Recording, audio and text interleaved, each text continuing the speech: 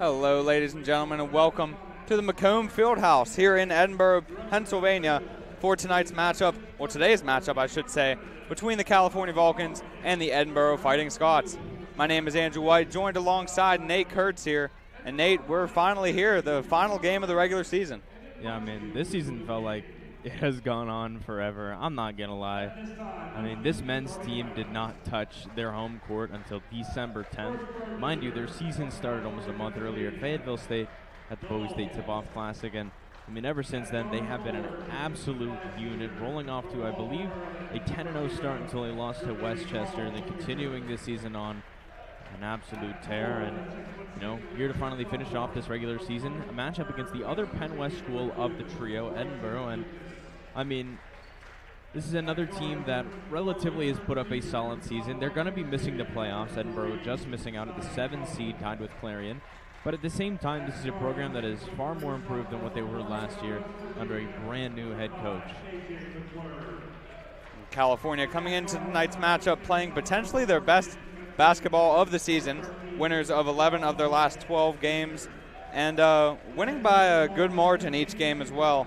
Nothing really too scary besides, you know, their previous game against IUP, which they only were able to prevail by 7, 75-68. But it seemed like they had control of that game for the most part, so the win felt bigger than the point spread. Absolutely. I mean, I think Coach Sankum has just relatively had Coach Lombardi's number. Not even really just this year, but if you go back and you look at the past 2 years of the matchups between IUP and California, all of them have been relatively close.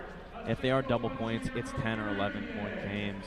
Almost every single time, it's usually down to one possession, two possession for the majority of the game. And, you know, finally this year they're able to get over that almost decade hump. 2014 to 2024 was a time period in which the Vulcans lost every single game they had against the Crimson Hawks, finally breaking that 2024. Moving on to our starting lineups, California. If you've been watching us all year long, it's not really going to be any different from what you've seen. Number 0, Jermaine Hall Jr., the guard forward senior out of Baltimore, Maryland. Number 2, Bryson Lucas, the forward 6'6", redshirted sophomore out of Clarksburg, West Virginia. Number 3, Zion Collins, the guard redshirted senior out of South Riding, Virginia. Number 5, KJ McClure, the guard sophomore out of Morgantown, West Virginia. And number 13, Donald Whitehead Jr., the guard sophomore at Hermitage, Pennsylvania. And on the other side, for the Fighting Scots, we have 2 seniors starting for their senior day. Number 0, Jack Gallagher, everyday starter for this team from Erie, PA, number 0. And then you have number 6, Logan Donahue, not an everyday starter, but he made his way into the lineup today for their senior day festivities. Number 6 out there on the court if you want to keep an eye out for him. Then you have number 3, Dante Wilcott. Number 12, Bernie Blunt, the 3rd leading scorer in all of the PSAC and a guy that is not afraid to shoot the ball. So you'll definitely hear us saying his name a lot throughout the broadcast. And then finally, to top it off, the 7-foot defensive anchor in the middle, Madi Orsay, number 13 out there from Dakar, Senegal. It should be an interesting matchup. Last time these two teams played, California was able to come away with the victory. I'm trying to see what the final score of that game was. It was a final score of 88-73. They pretty much held the lead for the majority of that game, so we'll have to see if the same continues here. As the tip is won by Say. And now Say with it in the high post, guarded by Bryson Lucas.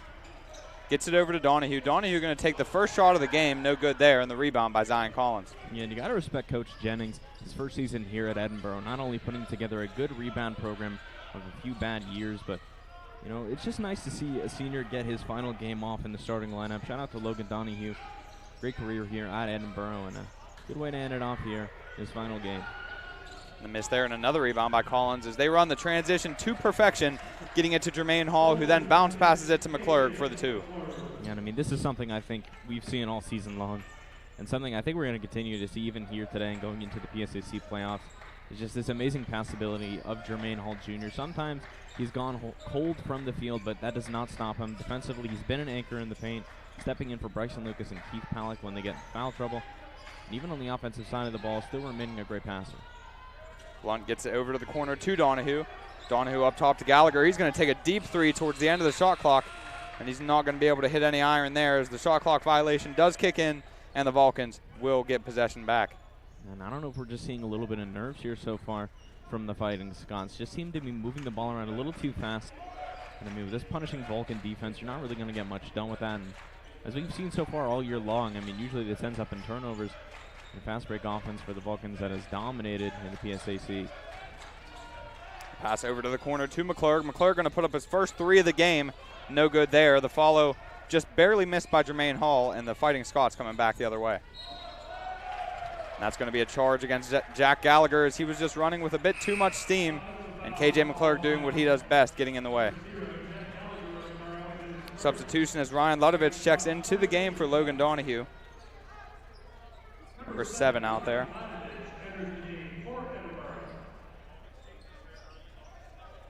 Whitehead with the ball now, getting a little bit of pressure from Bernie Blunt, but nothing too crazy, just kind of letting him know he's there for the full length of the court. Gets it to Collins. Collins going to take it from the left wing and drive to the baseline for the 2-point bucket. Yeah, just a simple, easy bucket by Collins, getting them back on the board. I mean, this early on, there's not much else that's really going to be going on that's going to be, breaking the britches. It's going to be pretty simple play here, but so far I've been liking the play the Vulcans have been, just moving the ball around. It's been so impressive all season long. It's going to be a 3-pointer coming up from Dante Wilcock. Wilcock connects on the 3 and cuts the lead down to 1 here early on in the first couple minutes of play. Donald Whitehead finds Jermaine Hall, who then gets it to Bryson Lucas. Going to work his handles a little bit for a big man. Loses it in the process. Ryan Ludovich there to cause the inconvenience in a way, but the ball does roll out off Ludovich, and it'll stay on this end. And getting here early, we were able to see a bit of the Fighting Scots practice. And I mean, one thing, if you want to look at this team, is just the 3-point shot. It's something that when these last 2 teams played, it was very important for the Fighting Scots. It kept them in the game for the most part. As a no-look pass by Jermaine Hall Jr. to the corner of McClurg. As in and out as it goes, the toilet bowl roll for McClurg, and he misses his second consecutive 3. A great move there by Bernie to kind of spin move his way to the rim and give his team a lead. Collins with it now. He thinks about taking the 3 and decides to put the ball on the floor instead. Gets it over to Whitehead in the corner. Whitehead drives to the middle, kicks it out to Lucas. Lucas pump fakes the 3, steps in for the 2, and connects. Nothing but nylon there from Lucas. Yeah, and that's important too, when you want to get Bryson Lucas off and running on the offensive side of the ball. I think you definitely need to get him going from the mid-range. I mean, he is someone who thrives within the post and paint environment, but when he's able to get that 2-point shot going as well, it's something very important for this offense going forward. Wilcock with it now, and he turns it over as Donald Whitehead, being the pest that he is, ends up with the ball. Gets it to Jermaine Hall, and the transition 3 connects from Jermaine, and that's always something nice to see here early on when Jermaine can get his jump shot dialed in. And I mean, that's just who Jermaine is. He's going to try and take that early shot on within the game. And I believe last time these 2 teams played each other at Macomb Fieldhouse, I think we saw a performance of, I want to say, 32 points, 28, something along those lines from Jermaine Hall Jr., so he's no stranger putting him up in this arena. There's a blocking call there on Donald Whitehead that will keep the ball on this end. Ball under the basket, passed in from Bernie Blunt. Matty Orsay with it now, gets it over to Gallagher. Gallagher looking to get it to Blunt, but Collins playing some aggressive defense off the ball. And no, Blunt is the go-to scorer on this squad. The only guy with over 10 points a game, and like I said earlier, 3rd in all of the PSAC in scoring. Turns it over there and then commits a foul. So California will get the ball back. Yeah, and I mean, you can just see how ball dominant he is as well. And we're seeing early on how the Vulcans are just punishing this. Donald Whitehead coming off the wing, quick coming down for a steal. It's the 2nd time this has happened already in the game. First time I believe that one was against Logan Donahue when he was coming down the court and had the ball stolen away. And an illegal screen there by Jermaine Hall as Bernie Blunt ran into him, kind of not seeing where he was. And that'll take us to our first media timeout. California leading the way 9-5 here early on. Nothing really too crazy to talk about besides the fact that, I mean, Edinboro with nothing to play for besides just spoiling California's finale of their season and maybe kind of cut their momentum short going into the playoffs. And California also really playing for nothing as they're kind of locked in at the 2 seed in the PSAC tournament, and just looking ahead for next week as they host a game on Wednesday at the Convocation Center. And speaking of just the final standings as we're going to have them, not necessarily final stuff seeding to work out, but Millersville is so far leading at number 1 in the East, followed by East Stroudsburg, Lock Haven, They're locked in Westchester at 4, Shepherd at 5, and Mansfield at 6. And in the West, the only two locked in teams into their seeds, Gannon number 1, California number 2, with IUP, Slippery Rock, Seton Hill, and Hearst all following as well. Again, this is the last week of play, so just trying to figure out how seeding is right now. A bunch of games going on within the conference as well that we'll get to in a little bit here as well, as there's some important matchups going on. I believe IUP facing off, I want to say, against Mercyhurst? No, facing off against Clarion. Slippery Rock facing off against Hearst. And then Gannon facing off against Seton Hill, which I know before this game started, as it started a little late due to the women's one. We saw that Seton Hill was actually leading Gannon a little early on, so you have to assume that, not watching that game, I'm assuming that Gannon's probably just going to put a little bit of their bench unit out more and get some other guys some playing time. Yeah, you got to think the more important task at hand is the playoffs next week, especially when you're locked into the 1 and 2 seed like Gannon and California are. Really nothing to lose in that sense, besides maybe a little bit of momentum. But you want to make sure you guys are healthy and ready to go for next week. As the turnover there, Vulcans running in transition, and KJ McClurg doing what he does best. The 10th player all time in California to score 600 points in a season. And that feat just becoming true to this day, and he's we've known that he is a skillful scorer and he can score from all levels on the floor, but transition might be where he excels the best. Yeah, I mean, the Morgantown magician, as he's so been called here by us down in the studio. I mean, not even just all year long, even last year too, he's just been sensational on the offensive side of the ball, finding himself from the wing on the inside. Doesn't matter where you put him, he's been easily able to score that ball, and even defensively as well, something he's excelled at as well. And I mean, gosh, there's just not much else you could really say about him. 1,000 points in only 2 years here at the Division II level, and I think he's made it look worthwhile. Last possession, Bryson Lucas was able to cut through the lane, finish on the left side with his right hand, create some contact, and now he has a chance to make it a three-point play. As Jermaine Hall did check out of the game for Keith Ballack. And Easton Fulmer checked into the game for Dante Wilcott.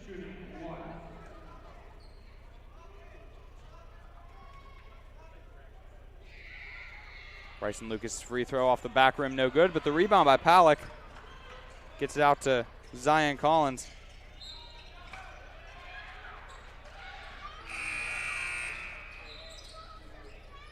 And Fighting Scots going to take over possession here following the turnover by the Vulcans. 13-7 in favor of the Vulcans, just under 15 to go in this first half. Blunt gets it over to Gallagher. Gallagher, nobody in the lane there as he's able to finish with ease at the rim. And I mean, that's just a miscue by Lucas. I think he's expecting it to go back out to the wing. And for the Fighting Scots just to take another three-point shot. Fortunately, just misreads that a bit. That one's going to be an easy 2 points for Burrow, and 4-point game early on. And that ball was tipped by Bryson Lucas out of bounds, and it'll stay on this end for the Fighting Scots after the missed turnaround jumper there by Donald Whitehead on the other end. Gallagher with the pass in now. Finds Fulmer coming off the screen, looks to shoot it, nothing there. Gets it over to Say, who then gets it back to Gallagher coming in from out of bounds. Gallagher going to shoot a step back two. In and out as that touches every portion of the rim before not being able to fall. And that is Will Taylor with the rebound and the putback. He does get fouled, so he will shoot two at the free throw line. I believe we're going to see Lucas come out of the game in favor of Jermaine Hall, potentially. I'm not really sure. Hall is at the scorer's table ready to sub in. First free throw there by Taylor is good. And to your point, Bryson Lucas checks out of the game for Jermaine Hall. One thing that they definitely want to avoid in this game and in any game they play is Bryson Lucas getting into foul trouble early. We saw a little bit of that last game against IUP. And it didn't really do too much damage, but it's always nice when we can keep Bryson Lucas on the floor. More of a defensive anchor and just a stat sheet filler at this point. Collins for three from the left wing is good, as he's nothing but nylon from there. Increases this lead to 5. Speaking of Collins, if you want to hear a little bit more about Collins' career here, one of the two seniors here on the men's team, I know our good friend here and the other guy on this broadcast, Mr. Andrew White, sat in our studio for a while and interviewed him and the rest of the seniors across all of basketball, those being George Smith, Deja Terrell, Jermaine Hall Jr., and Zion Collins. You know, had some in-depth discussions with all of them about their careers here and their careers in college. So make sure to keep your eyes out on CUTV Sports 1, and also keep your eyes out on the Call Times because you know, he wrote some pretty good articles. Hey, you know, being able to sit down with them and talk on Thursday was a great experience. They're all such great people, even outside of the basketball court, and they really do a lot. Their work that they've put in over the years has shown with how successful these teams have been able to be this year, and they're all looking forward to hosting playoff games next week, and I'm looking forward to it as well. I mean, I think that was the one consensus answer for all of them, was just they were all excited to be able to just play playoff home games again, and you know, it's a good way to send their careers off as well. KJ McClurg early on, it's just his world, and we're living in it, it seems, as he's able to just convert on every opportunity. 3 times. I'm not sure how we get so lucky to experience such a feat of the ball getting stuck between the rim and the backboard. That's about the 3rd or 4th time this season that we've experienced that. I've been counting all year long. This is now 3, and we've had one, I think it was at IUP last week, where the ball, didn't the ball get stuck in the hoop, in the netting? Yeah, yep. The netting was caught on each other, and the ball just sitting there. It's interesting times here, and we always love to point out the irregularities of basketball, as Keith Palak from the corner there for 3 is no good. Gallagher with the rebound. The drive there by Willa Taylor creates some contact and also finishes. No call by the ref, but 2-point layup is good. And I mean, I think Palak's just been a little bit slow on recovery as of recent. It's nice to see him back on the court. I know we've said this a million times. Last year he was just such a dominant force and a great pass, but no finish by Hall as he's going to get fouled in the hand. No call, though. A drive there by Gallagher as he finishes at the rim. You have to think he's going to be a big impact today. He knows it's his senior day, potentially. I mean, it is probably his last game of his collegiate career, as they are not playoff bound, so he wants to take advantage of every minute he's out there and play as aggressive as he can. As KJ McClurg makes his way to the bucket, gets fouled, and he will shoot 2 free throws. Fouls on Easton Moore of Borough. First foul, 14 foul. McClurg at the line, shooting 2. McClurg, an 82% free throw shooter on the year. Connects on the first. The sophomore from Morgantown, West Virginia. I mean, we can't say enough about him. All I can really say is this program is in good hands for years to come as long as we can keep him on campus. And I mean, something that's just kind of amazed me in playing all these games this year and seeing how dominant he's been is just how teams really just haven't adjusted to how he plays within the paint. I mean, it seems like almost every single time we get a team playing against the Vulcans, they still keep attacking him under the net and letting him draw out those fouls, even though we've seen not only this year but last year as well, he has such a great ability to be able to draw them. It's right there. There was somewhat of an illegal screen, almost like a blocking foul on an offensive player, number 23, Ian McNeil, causing the Vulcans to get the ball back. Palak on the drive there, creates some contact, and he will go to the free throw line for 2. I mean, something of note here so far is that this game's still only a 2-point game, as we're I did the math right. Little over 5 minutes left here before we get to the halfway point. I mean, Edinboro's been able to keep it relatively close on the defensive end. I mean, the Vulcans on the offensive end just not being able to land all of their shots, and it's created a pretty tight game here so far. Looking around the PSAC, Gannon still trailing Seton Hill as of this point, 35-34, with 3 minutes left to go in the first half of that game. So we'll have to keep tuning in to see how that's going. And like you said, Gannon could just be playing some of their guys a little bit more than usual. And looking through the box score here, it does seem that way. You got a bunch of bench players with 7 minutes and all the starters with 9 minutes. So kind of just getting the feel for everybody involved, and we'll have to see how that game turns out. But then also, Mercyhurst with a 14-point lead in the first half over Slippery Rock. That's a game that could shake up seeding a bit, as Mercyhurst is up 29-15 in that one. Mercyhurst sitting at number 6 in the PSAC, and Slippery Rock sitting at number 4. A loss by Seton Hill and a win by Mercyhurst would boost Mercyhurst to the 5th seed. So you'll have to see if maybe they are more worried about who they play in that first round game in comparison to just being locked into the playoffs. So a win there could definitely do them some justice.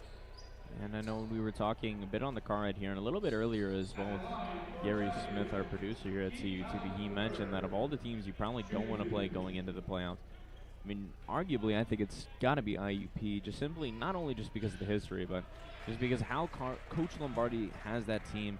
And I mean, you also got to see the target on the back of Ethan Porterfield as well. That's such an impressive player to go up against, and at any given moment, he can go off for 30, 40 points. So somebody you have to respect, and I think that's a team that you have to respect regardless if they win or lose tonight. And I mean, you have such a powerhouse of Porterfield, but then you look at the top of the key and you see Garvin Clark. He had 30 shot attempts in the last game against California, so, and he's raised his points per game average up to 19. So they have the firepower on that team. They have the coaching on that team, and I definitely agree with you. That would be the team to watch and maybe not want to play when it comes to the PSAC tournament. Whitehead with it now. The pressure heating up a bit as they're kind of half-court pressing the Vulcans. But they break it with ease as Palick gets it at the high post, gets it to Jermaine Hall, but missed the wide open layup. So they're going to come up empty-handed there off of the great turn of events to break the press. And the air ball there by Gallagher and the rebound by Hall. Hall gets it on the backdoor pass to KJ McClurg, who creates contact, and Matty Ursay going to pick up a foul there. McClurg going to make his way to the line once again. Yeah, and I mean, that's a player that I wish that Edinboro could utilize a bit more with his size. I mean, how rare is it to see a 7-footer at this level? I mean, it's just normally guys who are 7-foot are usually playing Division I basketball. We're a professional league, so you know, I think if you're Coach Jennings, you really just have to take advantage of what you have there in the situation of Matty Ursay, the former transfer from the Clarion Golden Eagles. And you just have to give a nod to the Vulcans as they've just been able to really contain special players all year long, especially, you know, good post players such as Porterfield. You know, you have Matty Ursay here, but it's no small task, but Keith Palick and Bryson Lucas always step up to the challenge and do their part. As Blunt with a cross-court pass to Gallagher. Gallagher going to pull up for three off the back rim and no good. And McClurg with the rebound. Donald Whitehead on the drive up the left side, and the great finish as he wanted a little bit of a whistle there from the ref calling out the and one. And that increases their lead to 8. And I mean, we've talked about it too. It's just how microwave this offense is. Just they'll go cold, you know, go on like an 0-7 run, and within a minute you're looking at like a 13-7 run. It's insane just how quickly this team could just come alive and score at will. And I think a lot of that's just on the situational awareness that these players have. They're so good at just being able to read the court and realize, you know, what situation they're in. And I mean, even then you're seeing kind of this half-court press, easily able to break this. Pass over to McClurg in the corner. McClurg finds Zion Collins cutting in the middle, and he's going to fade away for a 2, and he connects.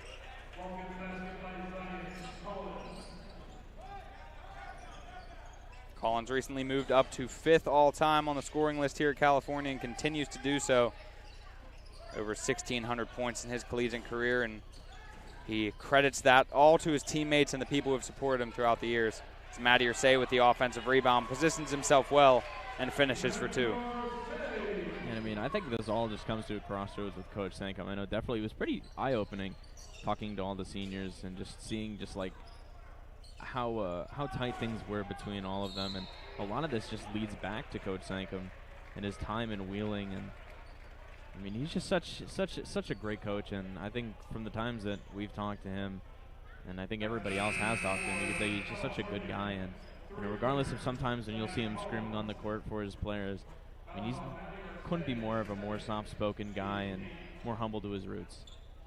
That'll be the 8th foul there on the Fighting Scots. So Keith Palick will go to the line for 1-on-1, but building on your point about Coach Sankum, it's kind of interesting these seniors that just passed through the program this year, because with the COVID year taken into place and each one of them going under a extra year of eligibility, 6 years for Danny Sankum so far, and the year he came in was both Zion and Jermaine's first year.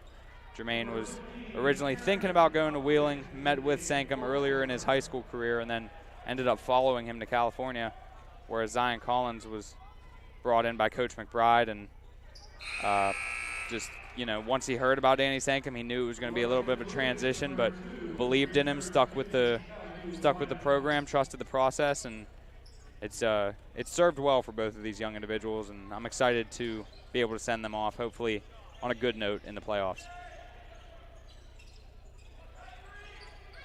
Fulmer with a deep three here. My goodness. No good there off the front rim as the rebound goes to Jermaine Hall. And I think Coach Jennings is upset about that one, too. To see the look of disappointment in his face as KJ just goes for the transition three. I mean, that's the difference between, you know, one side and the other. So many offensive talents on the Vulcans team led by KJ McClurg, and he's able to connect on a transition three there. Bernie Blunt pulls up for the deep two, no good. The rebound by Ludovich, the pass out to Hopkins for three, no good. And Jermaine Hall picks up yet again another rebound coming off that double-double last game. Jermaine going to pull up for three at the top of the key off the front rim, no good. Bernie Blunt with his own rebound. Bernie Blunt trying to drive the length of the floor, but they're going to call a blocking foul on Zion Collins. It'll be his first of the game. Antoine Arnett checks into the game for Jermaine Hall. And J.J. Eubank checks into the game for Easton Fulmer. I mean, this is something rather unique. Not to say that Antoine does not get minutes. I'd be remiss to say that, but usually you see him come in usually late in the first or maybe even in the second just to take, you know, some foul troubles away from Lucas and or Palick. But nice to see him get in early. I mean, you know, Gary Smith was talking about it, and we've even heard about Coach Sankum talking about Arnett and just how dominant he thinks he can be, and even drawing comparisons to another legend of the program, and Philip Alston. A lay-in there by Bernie Blunt as he gets through to the left side and finishes with the left hand, cutting this lead down to 12. All of a sudden, you look up in California. This is just what they do. You know, like you said, you don't realize it all of a sudden. You know, you think you're holding in, standing toe-to-toe with them, and then you look up and you're down 12 or now 15 when it comes to the three from Zion Collins. And, I mean, they're just so talented offensively. It's so hard to kind of keep up with them. And exactly. And, I mean, thing is, this team could force so many twos as well. So even though it seems like these teams may go bucket for bucket, eventually when you look up at the scoreboard, those three-pointers start to matter. Those, you know, drawn fouls eventually start to matter as well. So I mean, just going up against this Vulcans team is just so difficult because of the way they're able to draw you into the foul line. An interesting strategy by Coach Jennings here is he's played 11 guys in the first 12 minutes of the game. Right there's a clear offensive foul on Aaron Hopkins as he extends the arm, and that'll take us to our third media timeout. But like I said, Coach Jennings just playing all of his guys here tonight, and Coach Sankum not really used to going too deep in his bench, and he hasn't yet to this point. And I mean, the starters are getting the job done.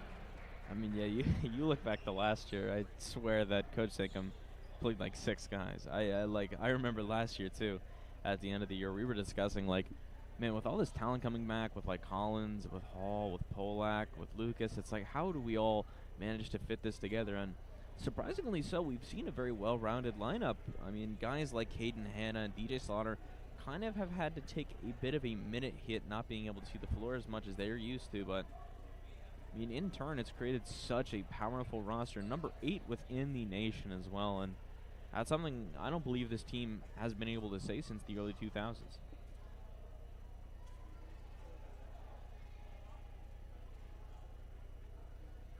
California with the 15-point lead here early on, 38-23 with just over 7 minutes to play. Edinboro with 9 fouls as a team compared to California's 5.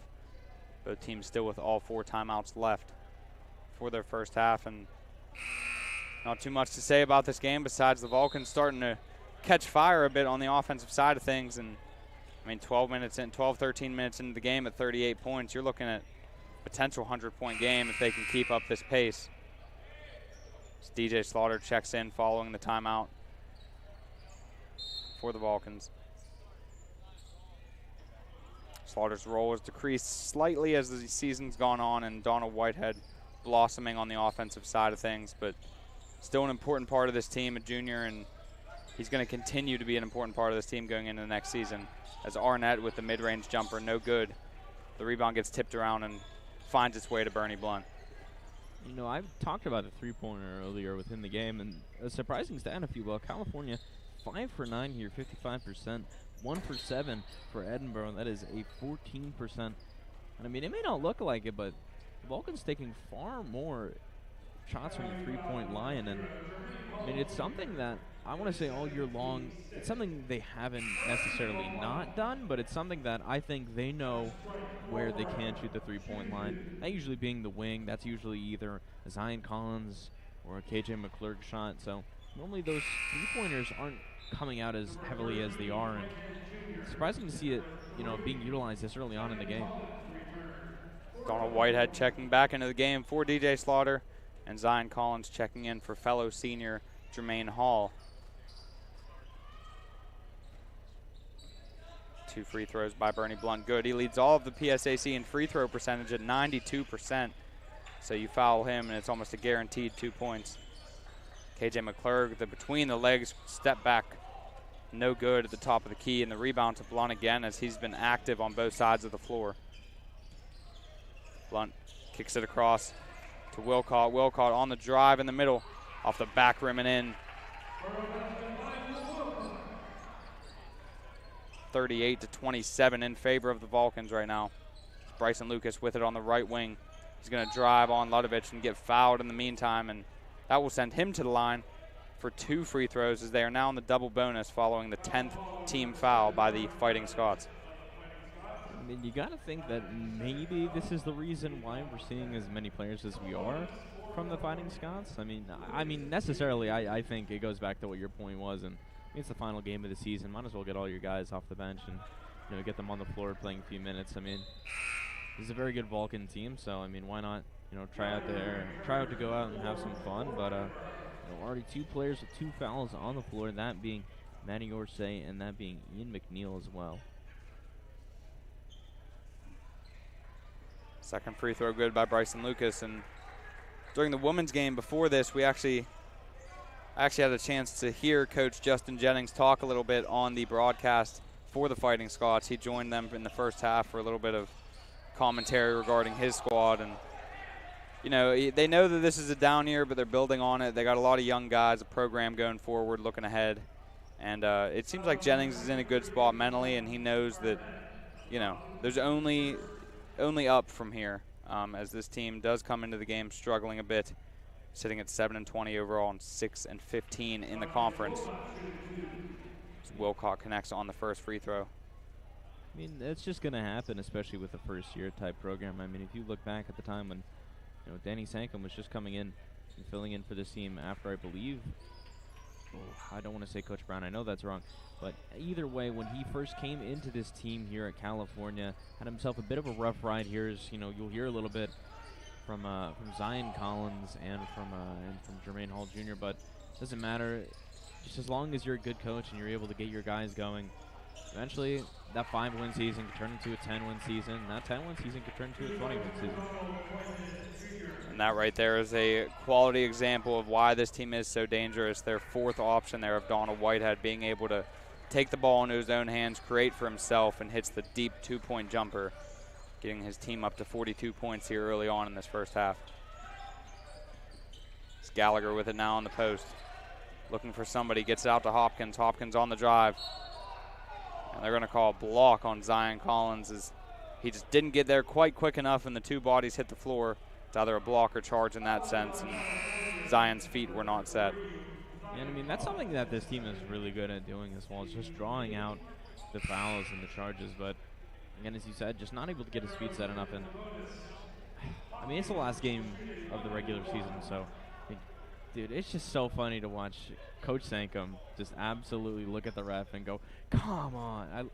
You gotta love him. I mean, that's part of the charm of Coach Danny Sankum is just, he always fights for his players. Even if he's wrong, he'll still be there screaming in their faces. And I mean, if you go back in the CTV archives, you look at the away game these guys had against Slippery Rock earlier, and I believe last month. I mean, that is probably the most explosive I've ever seen Coach Sankum get, and it's just a credit to him. He had a police officer going out on the floor attempting to arrest him at that point. Not literally, but I've never it seen seemed that. Like it at the time. I've never seen that. In my years of watching basketball, I've never seen an officer go onto the court and try and pull a coach back.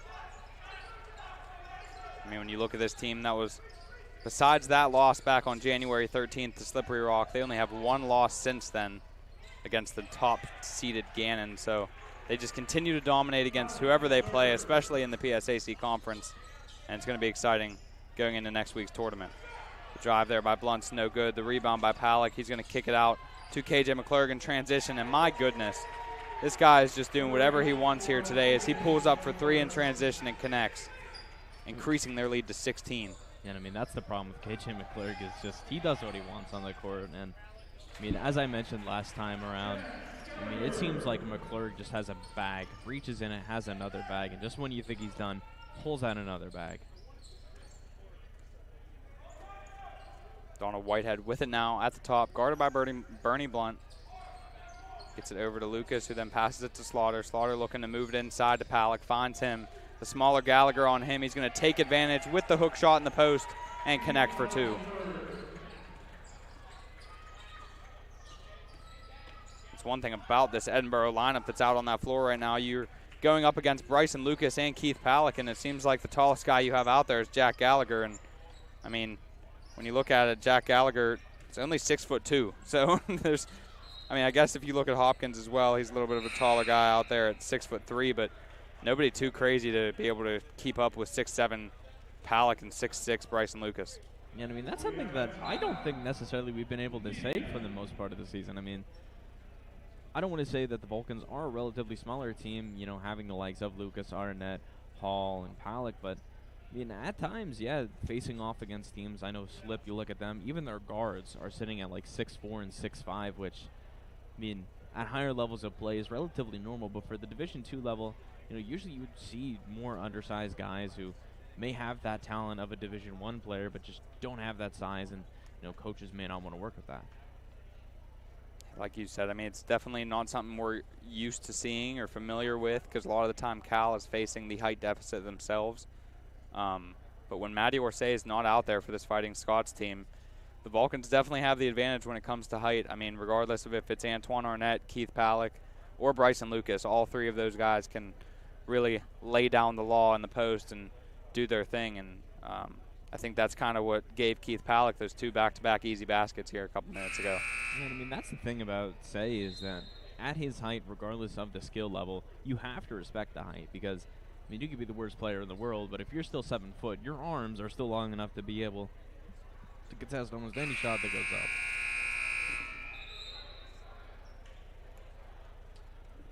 Coming out of the final media timeout of this first half, California 49-33 lead. 3 minutes and 40 seconds to go.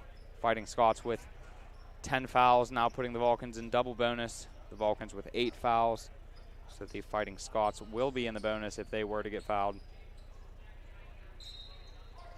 Whitehead passing it in for California. He's going to lob it up to Bryson Lucas, who's able to finish above the rim. Does not slam it in as he would have liked to have done, but able to just lay it in with finesse and ease and give Vulcans 2 more points, put them over the 50-point mark. It's actually probably better that he didn't throw that one down. I don't know if personally I could handle a lob out of bounds. And the nice 2-point bucket there by Bernie Blunt as he overpowers the smaller Donald Whitehead and gets his way to the rim. 51-35 in favor of the Vulcans. Whitehead with it now on the left wing, getting Lucas with the drive, no good. The pass out to Palak.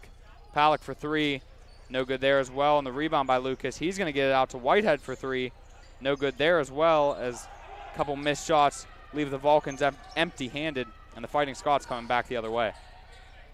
Eubank for 3, no good.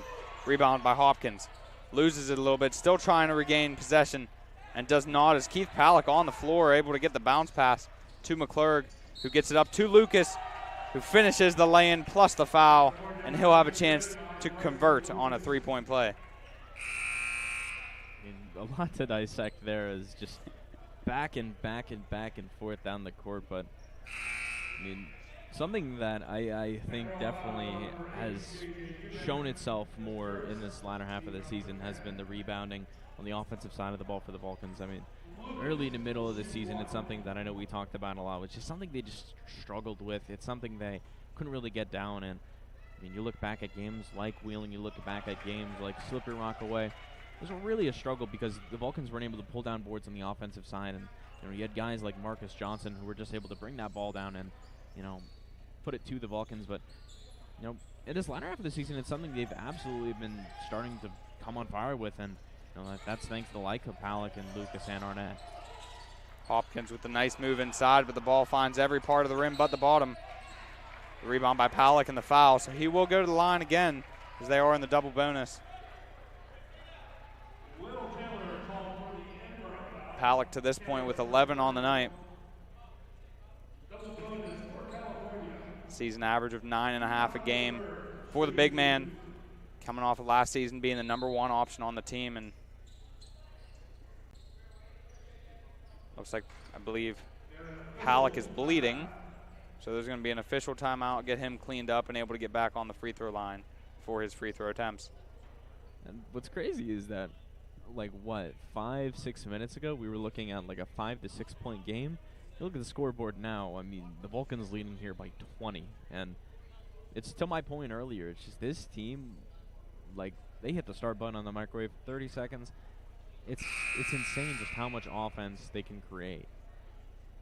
Absolutely nuking that food in the microwave is all I can say for California as they continue to stay hot on the offensive end. And I mean, like we said, and it's interesting to see them sitting already at 54 points here in this game. They are able to keep up with this pace. Danny Sankum's not really going to go too deep in his bench unless, I mean, we've seen big leads this year with the starters still in the game, so you'd have to think that at this pace they could end up over 100 points for the game.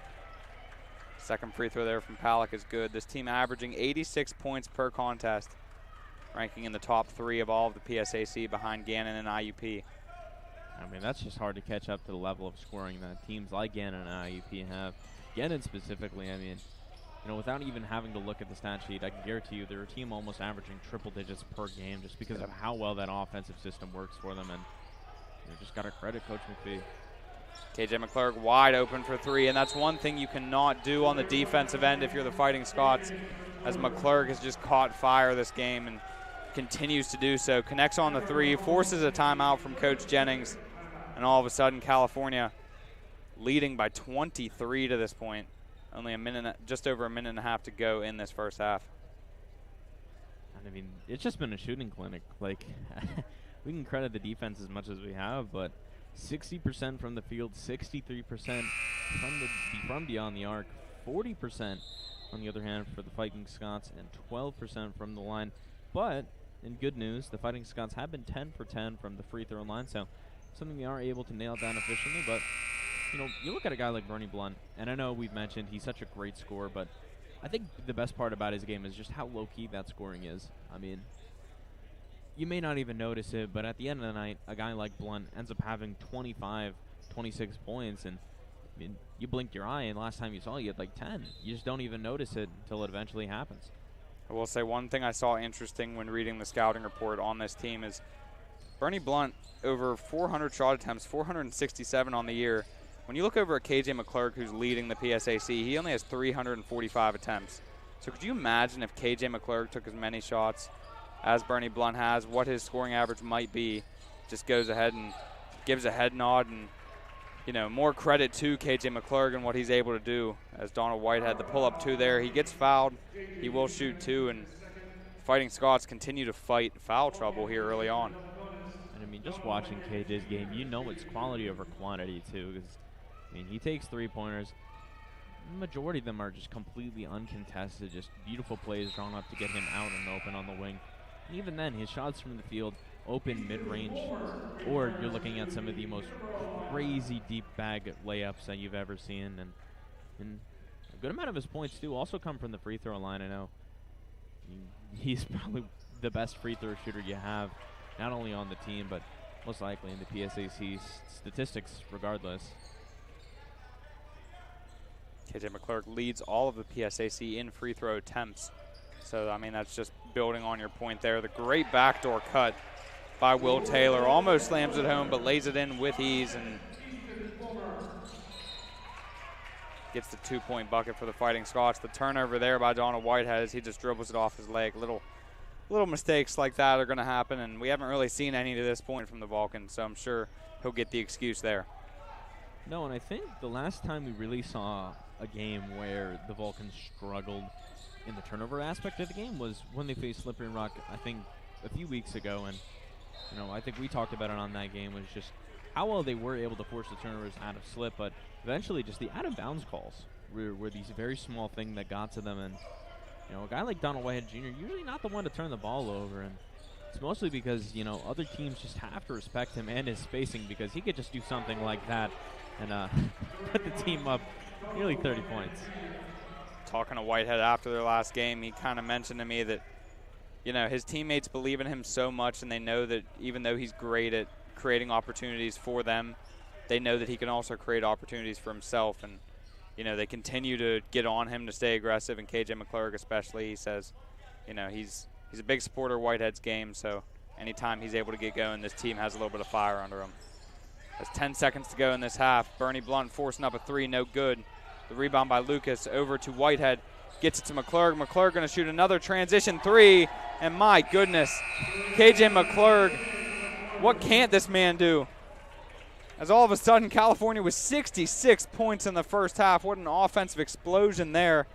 KJ McClurg with 21, and that'll take us to the halftime break. Stay tuned. You noticed this. Palik was actually calling for the lob, watches McClurg take the three-pointer, and then still celebrates like he just made that three. Stay tuned for the second half of what should be an exciting game, especially from the Vulcans' perspective offensively as they continue to stay hot. This has been Andrew White and Nate Kurtz on the PSAC Network and CUTV Sports 1.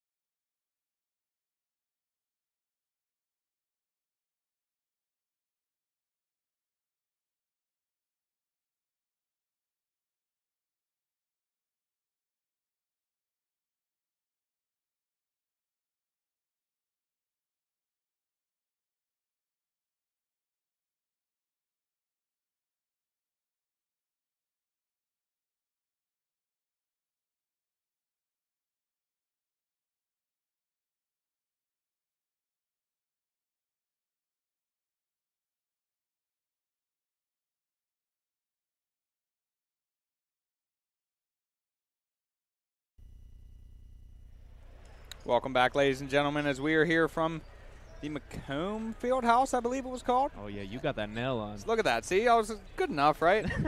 And California with a dominating first half. Right now, sitting with a 29-point lead, 66-37. Story of the first half, KJ McClurg, 21 points off of some impressive shooting numbers as well, as he is 7 for 10 from the floor, 4 for 6 from beyond the arc, 3 for 4 from the line. I mean, we just saw really peak Vulcan basketball in that first half. I mean, yeah, like, it's hard to really talk about it because, you know, when a team is just so dominant, it's like, what else do I have to say? Because I've been talking about this for so long. But, I mean, yeah, the outstanding play of KJ McClurg can't be ignored. 7 for 10, 21 points. His career high, by the way, 36 points. So, I mean, if you can equal the same that he had in the first here in the second, he'll set his new career high. But, you know, still have to keep your eye on that. You had guys like Bryson Lucas, Zion Collins also getting in on the scoring a little bit. Donald Whitehead Jr. as well, doing his job here tonight. And, I mean, just everything's just been on lock here for the Vulcans. And, you know, on the other side of the ball, it's just been a bit more difficult here for the Fighting Scots. I mean, they've definitely wanted to hit themselves from the three-point line, but, you know, I think as we talked a little bit here in between the halves, it just has not worked for them. 1 for 11, that's an abysmal 9%. And, I mean, even from the field, 13 for 34, 38%. Not really good for them either. You know, I mean, you look at it and in a typical game that you play here in the PSAC, 37 points at the half is nothing to, you know, look over by any means. But when your competitor is sitting at 66 points in the first 20 minutes of play, it's hard to have a lot of positive things to say, especially on the offensive side of things. So I'm sure that Edinboro is going to continue to stay aggressive, do what they can to cut this lead down here early in the first couple minutes, and maybe make it a game again. Who knows? You never know until it's over. As Edinboro will have possession starting out here in the second half. Ryan Ludovich, Bernie Blunt, Matty Orsay, Jack Gallagher, and Dante Wilcott, the 5 on the floor for the Fighting Scots. And that's going to be an early travel and a turnover for the Fighting Scots. And the 5 on the floor for the Vulcans, I should say, are Donald Whitehead, Zion Collins, Jermaine Hall, Bryson Lucas, and KJ McClurg, the starting lineup for this squad. And, I mean, Ludovich just throws up a shot there at the end, knows the travel call comes in, but still makes a shot. And I think that's almost kind of been the story of how Edinboro has just been, where it's just small miscues, just small little plays, and, you know, mistakes turn to mistakes, and it's led them down to this 30-point deficit. And Blunt with the 3 from the wing right there. And, I mean, that's what they're going to need, is that number 1 scorer of theirs to really get going and do something in the second half if they want any chance at all. The rebound there by Ludovich off the missed layup by Bryson Lucas. Pass over in the corner to Blunt. He then gets it to Gallagher. Gallagher looks down low, but the great hands by Jermaine Hall as he gets the deflection, passes it up to Bryson Lucas, who finishes in transition for the 2-pointer. You know, but as I was mentioning earlier, on that previous offensive possession, it's the size of Matty Orsay that you just need to respect, and Lucas respects it. He knows not to try and go up and force that layup. Instead, trying to just roll it up and under and see if he can draw out the foul, and, you know, doesn't make it, and leads to a solid defensive possession as well for the Vulcans, and leads to a score. I mean, that is just an outstanding play there. Jermaine Hall with the deep rebound, able to run in transition, maintain composure, a great bounce pass to the cutting KJ McClurg for the 2-point layup.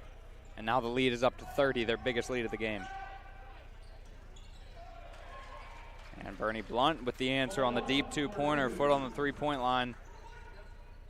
And, I mean, just a, you know, that, like I said, that's going to be who they're going to have to rely on here in the second half if they want any chance of getting back in this game. As KJ McClurg finds Lucas for the rare 3, no good. Gallagher with the rebound coming back the other way. Finds Matty Orsay down low. Great defense there by KJ McClurg to get a hand on it. Passes it back out to Gallagher, who Gallagher then gets it to Ludovich. Ludovich, the easy lay-in the middle, 4-2. Yeah, just a great passing performance there between the members of the Fighting Scots. And, I mean, it gets them back up on the board, and they're on their own little run here, importantly. It's Bernie Blunt, again, going to get another bucket. I believe within these past 3 minutes, I think that's going to be 7 points here. 7 so far in this half as he entered halftime with 10, now up to 17, and really starting to get going for the Fighting Scots. Might be too little too late, but you never know as KJ McClurg connects on another 3. And, you know, starting out in these first couple minutes, he's playing aggressive. He might be looking at that career high number, wanting to get to it. So it'll be interesting to see how he kind of attacks that, or if he's going to kind of stay back and let his teammates eat. Very humble guy McClurg is, but, you know, I know deep down he does care about those accolades. He'll never tell you that, but I'm sure, you know, one way or another, he definitely is proud of himself in that sense. Is the deep 3 by Blunt, no good. The rebound by Whitehead. Whitehead gets it to Hall, who then feeds it back to Whitehead for the deep 2-point jumper, and nothing but nylon there for Whitehead, the sophomore from Hermitage, PA. I mean, I know you've been able to talk to McClurg a handful of times, and well, I've not had that same pleasure. I know hearing it from you, one of the things you always say is just how humble the guy is, and you know, you'll give him something that he's done, a crazy new statistic, or compliment him on a new shot, and he's just like, worked on it in practice. Just very quiet and humble about himself. And I mean, that's probably one of the most common themes you find among Coach Sankum's players is just that as loud as they can be on the court and in the practice room, you know, whenever you talk to them outside of it, they're usually pretty quiet, all pretty humble to themselves. They respect the game, they respect the coach. I mean, you couldn't have said it any better. This team, it's almost like they're social media trained. Like you see all the professional teams, they actually have social media specialists that make sure these guys know how to deal with media and, you know, how to talk about themselves and the team. And it's like this team has that because for some reason they all have the most humble answers. They all credit each other and thank themselves. They play for one another. And, I mean, it's led to a great formula here as they are 24-3 coming into this matchup, looking to make it 25 wins in the regular season. Yeah, there's another forced shot from Edinboro. And I mean, it's something that's just been happening for the most part all game long as Dante Wilcox going to throw up a shot going into the paint and having Jack Gallagher on the wing completely open. Don't think he has the situational awareness to just know he's out open on the wing, and leads to a forced shot. And luckily for them, ball goes out of bounds. But again, it's just the small miscues have led to this big deficit. As Blunt on the drive there, he's going to get fouled by Palick and create an opportunity at the free throw line just before this first media timeout of the half. And I mean, he's been the go-to guy this half, that's for sure, as they're trying to do everything they can to shorten this deficit.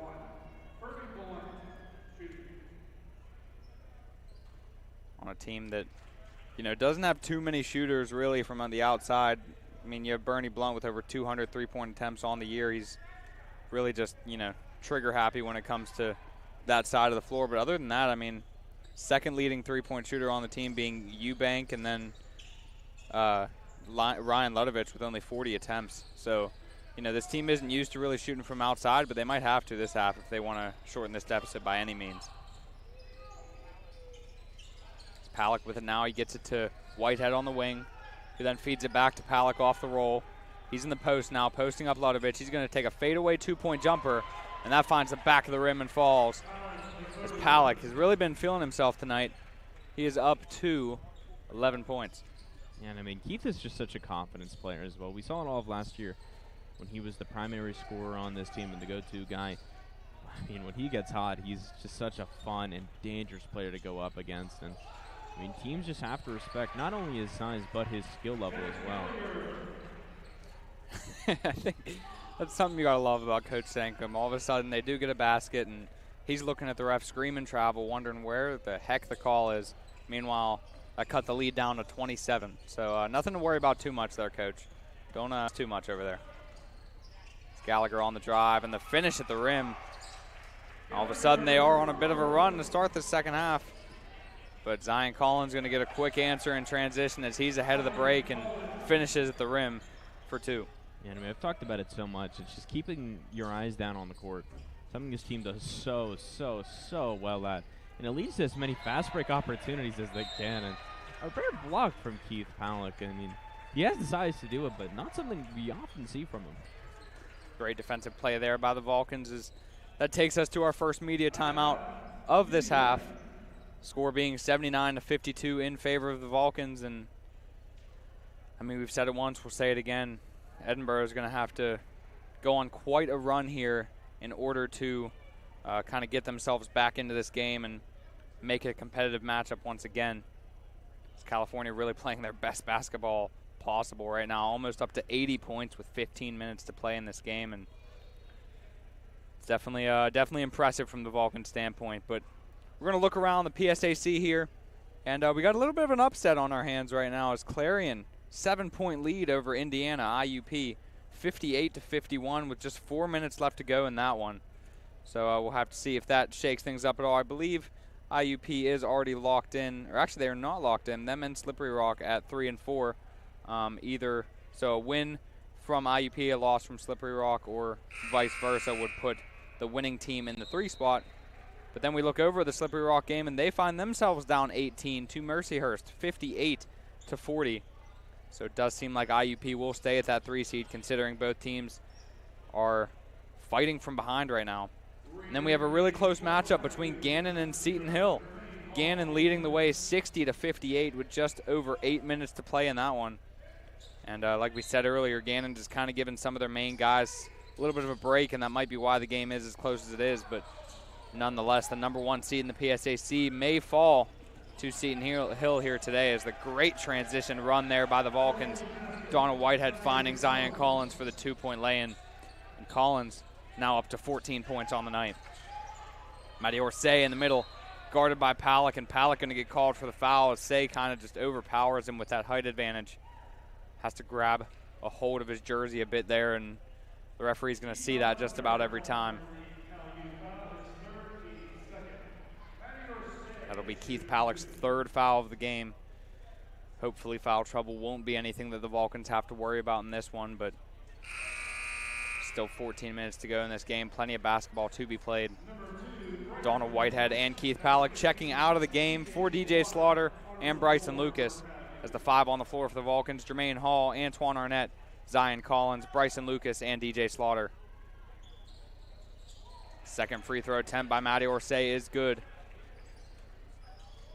Fighting Scots find themselves down 28 in this matchup, as Slaughter, who just checked onto the floor, looking to make a pass and turns it over at first, then creates a foul as he kind of drags Jack Gallagher to the floor. He gets called for it, and now the Fighting Scots will regain possession. Easton Fulmer checking into the game for Dante Wilcott for the Fighting Scots. The 5 on the floor for the Fighting Scots: Easton Fulmer, Matty Orsay, Bernie Blunt, Jack Gallagher, and Ryan Ludovich.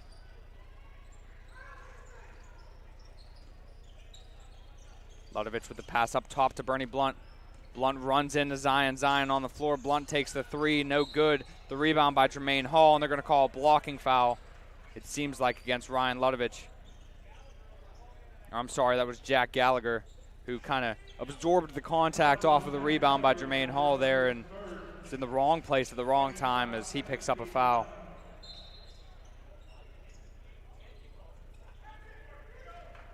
Slaughter with it now. They're going to break the little bit of a press that the Fighting Scots have going here.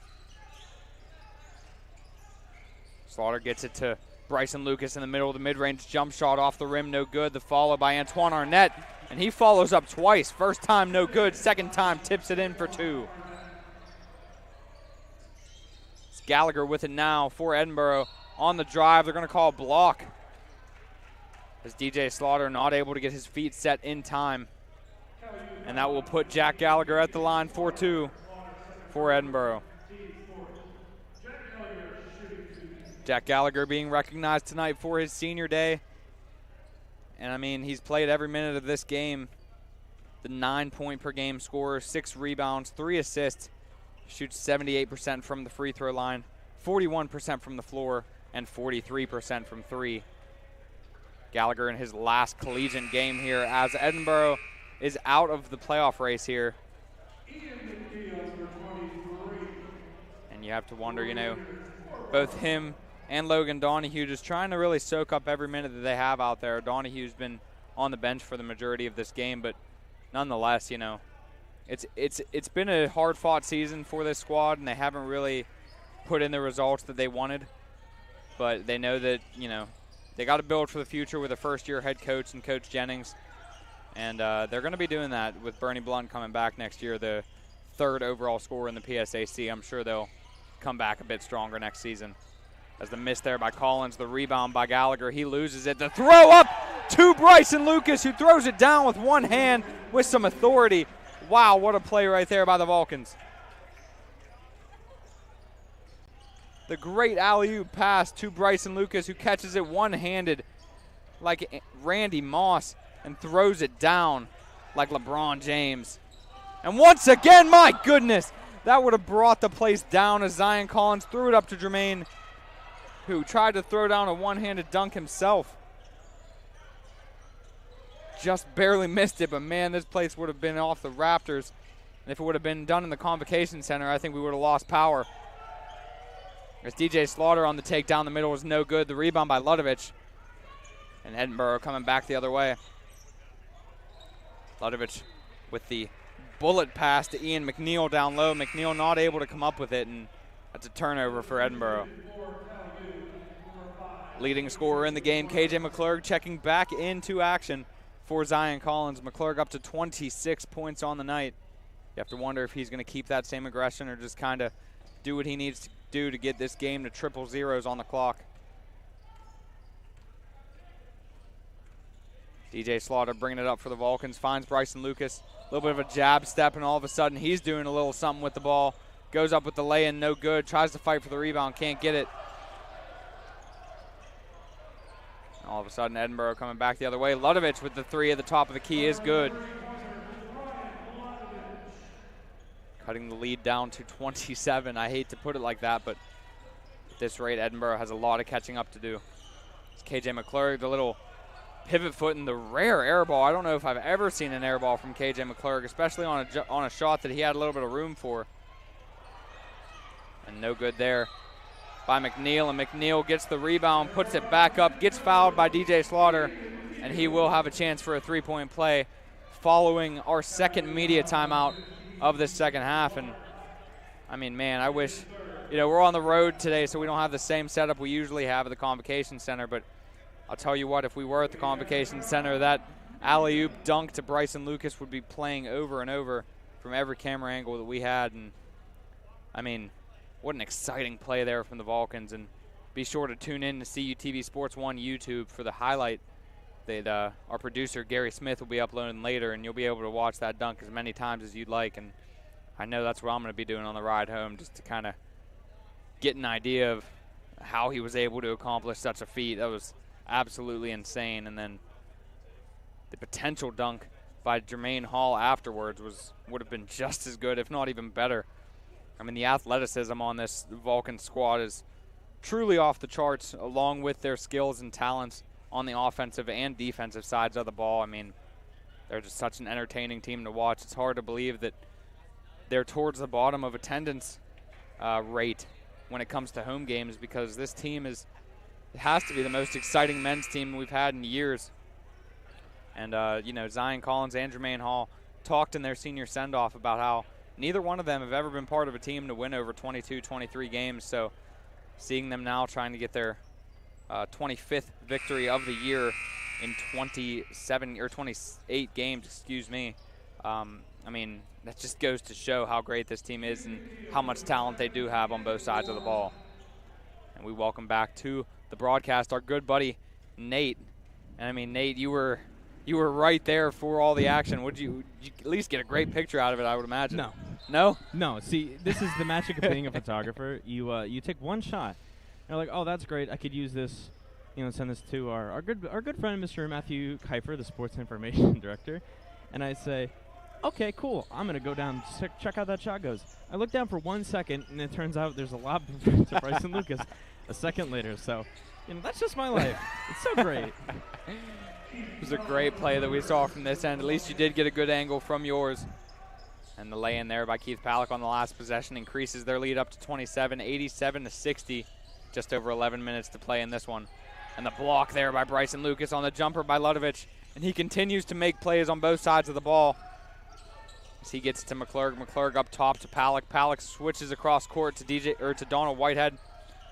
Whitehead then out to Palak, back over to McClurg. McClurg going to take it on the drive. He loses it as Gallagher gets a hand in there, and Edinboro coming back the other way. Bernie Blunt lines up for a three on the right wing, no good, and that's going to be tipped out by Ian McNeil, and it'll come back the other way in favor of the Vulcans. Yeah, and again, it's just back on a small little run. These fighting Scots are, and I know it may not look too impressive, still down around 27, but they've been putting together a solid second half, and I mean, all things considered, scoring definitely up already. So, lots to look forward here. Palick up to 15 points on the night following that lay-in on the great find.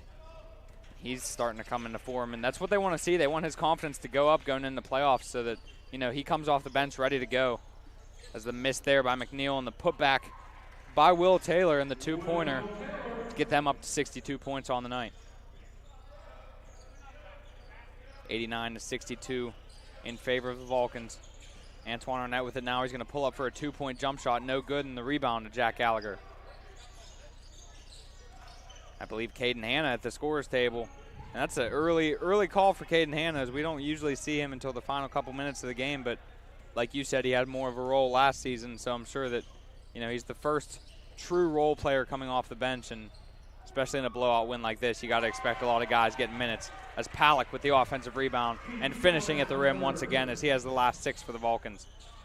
Just as I mentioned, too, he's such a good confidence player. I mean, you get him hot, you get him hot. And, I mean, I don't want to say he's necessarily struggled this year, but I think he's found himself going back into a far different role than what he was used to, let alone 2 years ago, let alone last year. So, I mean, this is a player trying to find out what position and, where he is trying to play again. And, I mean, he's having himself a very solid night. He hasn't gotten around to this point total since earlier in the year to his pre-injury days at Bowie State. I mean, when you look around this Vulcans team right now, you got KJ McClurg with 26, Keith Palick with 17, Bryson Lucas with 15, Zion Collins with 14, Donald Whitehead with 11. I mean, scoring coming from all aspects of the game right now, and they couldn't be doing it at a more efficient rate. As from the floor, they are shooting 55%, 34 for 61. 10 for 18 from 3, shooting 55% from out there as well. And it's no good there in the rebound by Hopkins for Edinboro. Dalman Alexander now making his way to the scorer's table. He's going to be checking in for the Vulcans, as Danny Sankum really finding all aspects of his bench. The three-point jumper there by Easton Fulmer. All of a sudden, the lead is down to 24. It's the lowest the lead has been in this half. Maybe not too much to talk about, but nonetheless, it is the lowest it's been this half. So they're fighting to their best ability to make this a game once again. And I mean, a rare appearance for Dalman Alexander anymore. I mean, if you remember back to the start of the year, if you were with us, had a bit of more of a fill-in role after the road trip finally came to an end and these Vulcans started to play at home.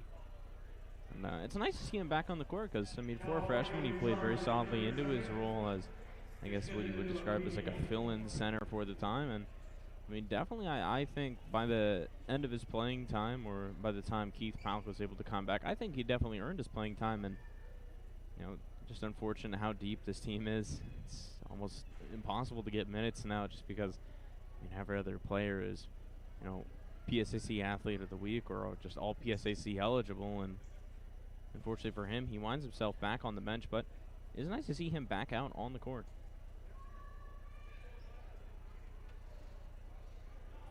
8.5 minutes to go in this contest. 91-67 in favor of the Vulcans. They've had complete control of this game from the tip. I mean, I believe Edinboro's last lead was around, I think it was like 14-13 in their favor. And then since then, California's just really stepped on the gas pedal and continued to play well. It's the 5 on the floor for the Vulcans. Caden Hanna, Donald Whitehead, Bryson Lucas, Antoine Arnett, and Dalman Alexander. 5 on the floor for the Fighting Scots. Bernie Blunt, JJ Eubank, Will Taylor, Will Fulmer, and Aaron Hopkins. Caden Hanna making himself known early on as him and Easton Fulmer collide at the top of the key, and it's going to go against Fulmer. That'll be the third foul of the half for the Fighting Scots. They're picking up in a full court press here. They know that that's really their only chance of getting back in this game. Whitehead with it now, gets it over to Alexander. Alexander at the top, gets it to Caden Hanna, the top of the key. Hand off to Donald Whitehead. Whitehead on the pump fake, goes to look for it, but the kick ball violation as Fulmer just sticks his foot out to try to stop the pass from going through.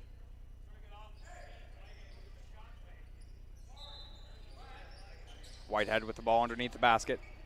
Gets it to Bryson Lucas, who then fakes the handoff to Hanna, gets the handoff to Whitehead. The great defensive play there by Blunt to kind of tip it around, but it's going to stay on this end with 16 seconds left on the shot clock. I know we mentioned it before, but you see the big difference there is when Bryson Lucas is able to stay on the court and just how well this team plays with him. And I mean, 91 points, and we still have 8 minutes left to play as well. So it just goes to show you that when you have this full team out together, this Vulcan offense and defense is just, you're unstoppable. The miss laying on the other end there by Donald Whitehead. Sometimes you're a little bit too open, and that's kind of seemed to be the issue there, as he had nobody around and tried to lay it in with ease and just rolled off the front rim. But now the Vulcans with it once again on the offensive end of the floor. So they got a big lineup in there, both Dalman Alexander, Antoine Arnett, Bryson Lucas, and Caden Hanna all coming in over 6'4", and I mean, Fighting Scots' tallest guy out there might be 6'4", so an interesting little mismatch there. As that will take us to our second to last media timeout here at the Macomb Fieldhouse in Edinboro, up here near Erie. And you know, we made the trip this morning, and I can say I'm glad that we did. We got to come here and watch not only the women's put on a pretty good performance against the Fighting Scots and pull out the victory there, but also now California just putting on an absolute dominant performance for the men's team. Yeah, you don't really get the ability to say that it was a long drive up here. You slept for 90% of it until we stopped at a Subway pilot, or Subway Loves combo, and then you finally wake up. So you don't really get the room here to say that it was a long drive, buddy. Yeah, I will say that I am great at falling asleep in the car, and you know, Gary is he's got a soothing voice. He's on the phone for most of the time. He's making his business calls. He's got a lot going on. The guy over here, our production manager. So I can guarantee you that all of those calls were not related to business. Actually, the only business that he was most likely talking about was going number 2. That was probably the closest he had to ever talking about business. And we have a close-knit crew here at CUTV. We're happy that all of you guys can kind of tune in, not only watch these great, entertaining teams take the court and, you know, win as many games as they have, but to also listen to us and put up with our antics and, you know, camera work throughout the games. And we appreciate anybody that is a common fan of these Vulcans teams that tunes in regularly. And a special shout out to an alumni, Mr. Colin Kirkwood. Mr. Gary Smith told me to give that one out. And I don't remember where he is playing today, but shout out him and the Frostburg Bobcats or Mountain Cats. I believe they do have a game today, so shout out to you, Mr. Kirkwood. So Antoine Arnett able to capitalize, plus the contact there on the 2-point bucket. The free throw here to make it a 3-point play, and he does connect. Antoine Arnett's first basket of the night is second basket of the night. He actually did have 2 prior to this, but an and 1 there by the sophomore. And the rejection there from Arnett on the other end as he's trying to make plays on both sides of the floor. Whitehead picks his dribble up, finds Dalman Alexander underneath the basket. The true freshman misses the lay-in as Easton Fulmer grabs the rebound for the Fighting Scots. Fulmer with it now, gets it up top. Eubank, oh my goodness gracious. Bryson Lucas went for the steal, ended up on top of the scorer's table over there. I can say that I would be scared out of my shoes if we were at the Convocation Center and Bryson Lucas jumped on top of our desk. I would have to turn my microphone down if you did, because I would say words that our producer Gary Smith would not like. Out of fear, of course. Jack Gallagher on the drive to the left side. The great defense there by Dalman Alexander does tip it out of bounds, so we'll stay on this end. 94-67 in favor of the Vulcans. I mean, this is as dominant as a performance as you can possibly put together, and that's with their leading scorer only playing what I want to say like 3 or 4 minutes this half. He's been on the bench for the majority of it. Getting the rest on that ankle that has kind of given him a little bit of a problem throughout the year, and talks about, you know, worrying about that after the season ends and making sure his main focus is getting the ring. So Antoine Arnett loses the ball there and then commits a foul on the running Will Taylor. That'll be the 6th foul of the half for the Vulcans. Once again, the number's wrong that I'm looking at, and that's the 7th team foul. Nope, okay, it's the 6th. We're going to keep going back and forth as the PA announcer likes to have me on a rope and confusing me to no end, as we are at 16 fouls for the Vulcans to this point. Any more fouls from the Vulcans will send the Fighting Scots to the free throw line. Jack Gallagher with it now. I'm sure he's just now starting to realize how little time he has left in his college career, only 6 minutes to go. Wants to try to make something of it. To this point, he is up to 16 points. One of his better outings of the season to this point.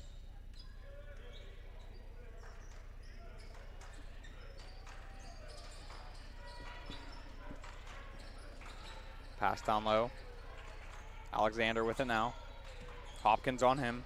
Alexander going to put up the hook shot from the middle, and he connects on it, as that's his first basket of the night. The true freshman able to get on the board. Hopkins with the three-point shot, and he finds it as he's able to connect from the left wing.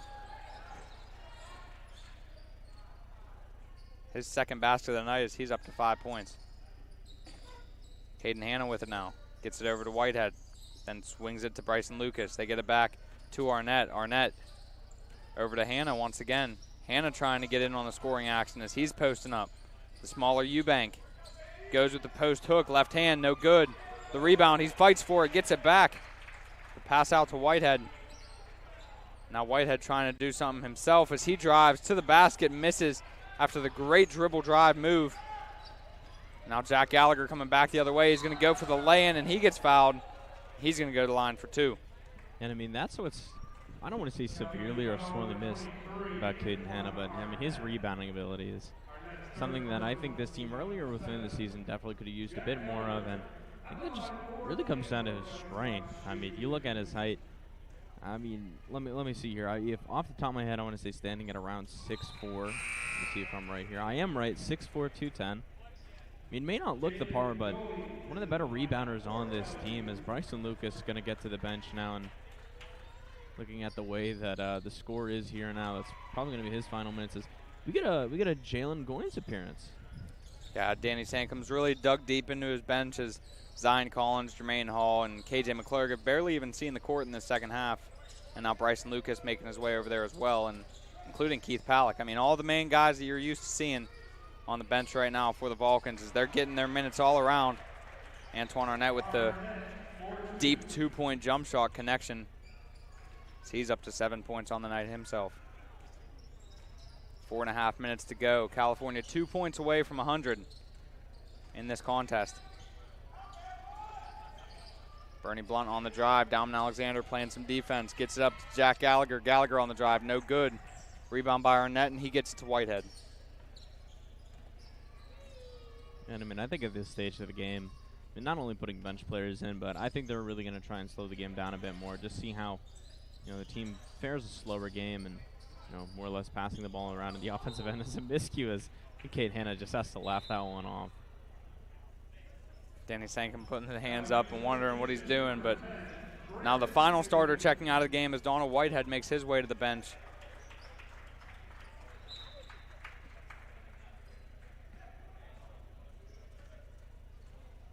Under 4 minutes to go here in this contest. California with a 26-point lead. Blunt with it now on the drive. He's going to get fouled by Antoine Arnett and not be able to finish at the rim. As that will take us to our final media timeout here at the Macomb Fieldhouse at Edinboro, as California just continuing to dominate in this game. And I mean, I will say Jack Gallagher ties his career high at 18 points tonight on his senior day, so honestly I'm rooting for him to get up to 20 or even more than that, just to make it somewhat of a memorable final game for him regardless of the scoreboard, because California has put a damper on things in that aspect. And I mean, just looking at the statistics too, 53% from the field and 55% from the three-point line. The Vulcans just lit it up on the stat sheet tonight.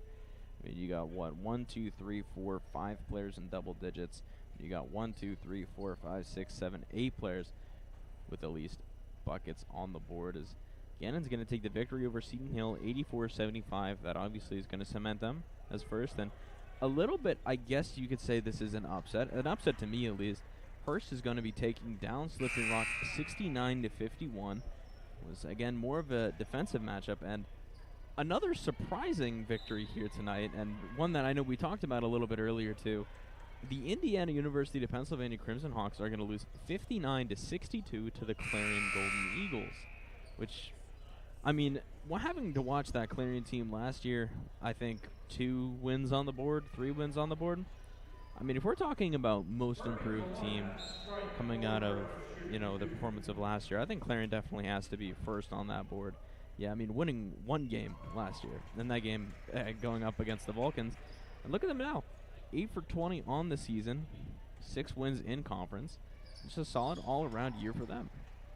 And I mean, you look at it, you look at that game and you see Clarion defeating IUP, and you wonder, you know, maybe IUP didn't play all their guys, but looking at the box score here, Garvin Clark, 40 minutes, Porterfield, 37. All their starters played, you know, what they're used to playing. So, great game there by Clarion to maybe put a little bit of a damper on IUP going into the playoffs. And we'll say with IUP, both IUP and Slippery Rock losing, IUP will remain at the 3rd seed in the PSAC. So, no blood lost there, besides maybe a hit to their momentum. The offensive rebound here by the Vulcans, and all of a sudden they're looking to cook, and Antoine Arnett once again creates as he drives baseline, puts it up on the right end, and converts for the lay-in. And that's now triple digits for the Vulcans. This is something that this year alone, this is now their 2nd time doing. Earlier within the year, too, got up to a 99-point game, wasn't able to put it over the triple-figure mark, but I mean, it's just, again, credit to this offense and just how well they could score the ball in ease, and that's going to be Jalen Goins, going to be 2.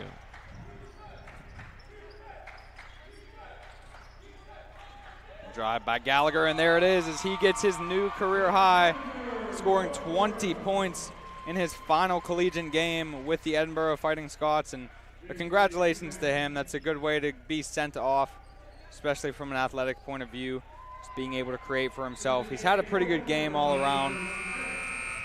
You know, the 20 points doesn't really do it justice. 7 for 18 from the floor. Hasn't been able to connect from 3, but he also has 10 rebounds. So nice little double-double for him of 20 and 10 to go along with 3 assists. Congratulations to Jack Gallagher in that one. And we're going to see the appearance of, I believe, Seth going to signing off into the right corner, and Eli Brooks. 2 very different players. Brooks, the true freshman. Seth Goins, a senior, formerly of Fairmont State, having transferred here 2 years ago, I believe, is Jason Singleton. That's going to be a nice bucket for him. It's always nice to see, you know, deeper bench players getting in on the action, scoring-wise. And, I mean, they just continue to pour it on, 104-78 so far in this matchup. And, I mean, Edinboro scoring 78 is nothing to be, you know, nothing to overthink or forget about, but I will say it's been a lot of lackadaisiness from California on the defensive end because they know that they can pour it on offensively, so they're not really too worried about it.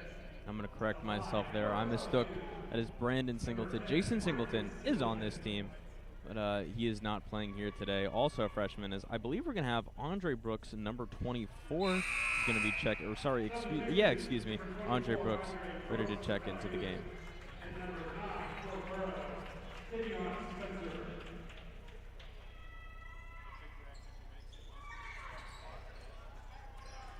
Second free throw, no good. 2 minutes left to go in this game. The 3-pointer there by Aaron Collins is no good. Now for the Vulcans, I mean, their season coming to a close, and their next stop will be next Wednesday as they have a home playoff game in the Convocation Center, California. If you're not doing anything on Wednesday night, I highly suggest you get down to the Convocation Center and be part of the environment there that, you know, is going to hopefully see this Vulcans team win a playoff game and be able to capitalize on the great season they had. And if I'm not mistaken, too, I believe that was Andre Brooks' first basket of his collegiate career. As far as I know, that is. I don't believe the last time he was out here on the court he was able to score. So congratulations for him to opening his bank account up. A lot going on in this game, even with such a lead. I mean, Edinboro's been able to kind of pinch it down somewhat. I mean, 23-point lead. They went in the half down 29, so actually outscoring the Vulcans in this half.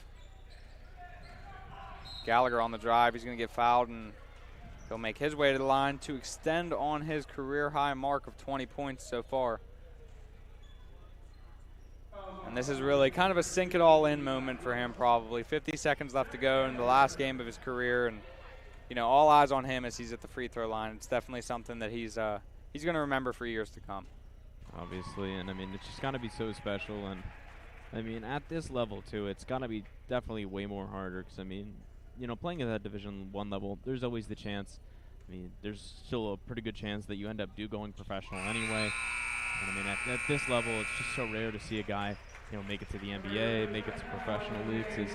That's going to be his final minutes of play here at the Macomb Fieldhouse. And I mean, I was emotional coming out of high school playing my last game of basketball, and it was nothing compared to what these guys go through on a daily basis. The long traveling days, the long hours in the gym, the early mornings, and all that goes along with being a Division II basketball player. So congratulations to him. I'm sure he's soaking in all the memories right now, and at least there's one highlight for the Edinboro Fighting Scots tonight, and that's being able to send their senior home with a new career high. How about that? As towards the end of the game, Brandon Singleton able to slam it home for the Vulcans, and the bench is absolutely losing their minds over there. I mean, you got to love it. You got to love it, man. You got to love it. I mean, it's just even crazier when you get one of the bench guys to score and they lose their mind. Bench guy throws down a wide open dunk. Dude, they're still on their feet. They all love it. And you got to love. I mean, talking to all the players, they talk about how much of a brotherhood this is, and they all love each other. They play for each other, and to see that, great way to end the game. That wraps it up. Wraps up our season with California Vulcans. As the regular season comes to a close, the Vulcans improve to 25-3. Final score 109-82. And we will see you on Wednesday. If you're not going to be at the Convocation Center, feel free to tune in to the PSAC Network, CUTV Sports 1. And this has been Andrew White and Nate Kurtz. Thank you all for listening.